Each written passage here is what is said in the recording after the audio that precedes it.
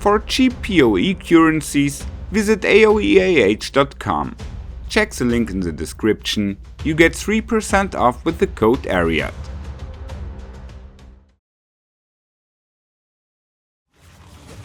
Hello and welcome everybody.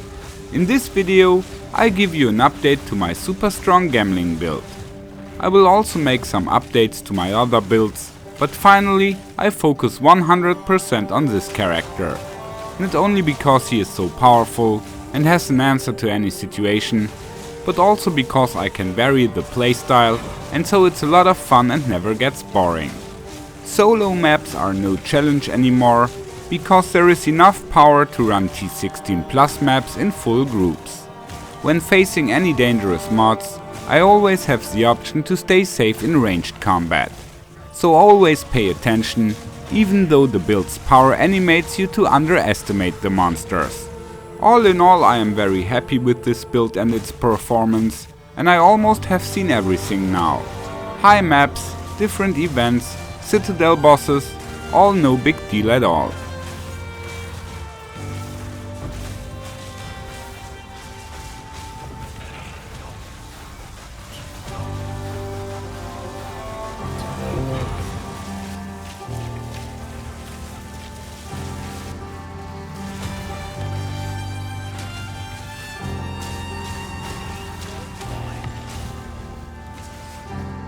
So let's look at the changes. With the skill gems, I have put out Herald of Ash, but I now play the support gem Clarity 2 times. Like that I got more mana regeneration, I could have done that before yet. With my other skills there is nothing new at all, but I got them at level 19 now.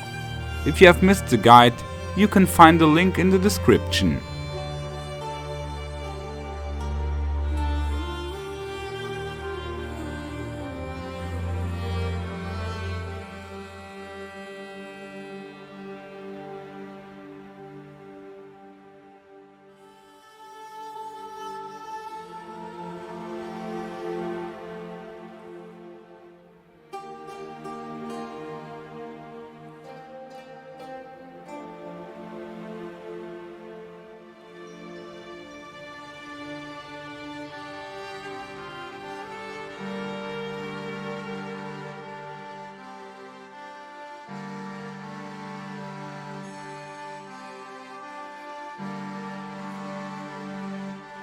In the passive tree I added the node Lightning Rod, it really pays, but I removed Doomsayer. The heralds are fine, but not that important. Instead I added Martial Artistry, because the 25 dexterity are worth it, and since I mostly play the quarterstaff, the other nodes are useful as well. But there is also a nice cluster near to the start, since two-handed weapon damage counts for both bow and staff.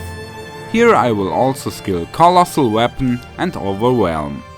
Further I figured out that it's worth not to set all attribute nodes to intelligence and also skill some strength and dexterity instead.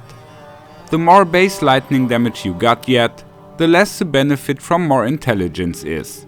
And Jack of all trades gives a higher increase when stacking more of your lowest attribute. So keep strength and dexterity on a similar level. Best way is to check your DPS while skilling to observe the changes. With the right ratio, you can maximize your damage. With the equipment I also got a great upgrade, the unique body armor Morior Invictus. You will need one that adds % attributes per socket and ideally also max life. I traded some non-corrupted pieces and was lucky when crafting. A 5th open socket is great of course, but an affix increase can also be that strong. Here I got another one with 4 sockets and 6%, so in the end 4 times 6 is not much less than 5 times 5. To fix my resistances I also had to change my jewelry, but I finally got all resistances above maximum. In total, we also want to stack more attributes on the gear, and you also like to have lightning damage affixes, life points and mana regeneration. I also need at least 10 spirit in the amulet slot to activate all buffs. But there would be a unique amulet which is worth to forget about the spirit points and just put out one clarity gem. That unique amulet adds a lot more attribute points again, but it is very expensive. So I try out my luck and craft stellar amulets. All in all, not too many changes with the build, but those few details really made a big difference. Full resistances, no mana issues, and also many more life and DPS than before. Plus I got much more armor and evasion, and I really can feel that when fighting in melee combat. With the unique amulet there is still a farming goal, which will provide further damage and life. Remember, this Gemmling gets 4 life per strength point. By the way, I have created a new planner link, you can find both in the description below. I say goodbye, take care, and may the loot be with you.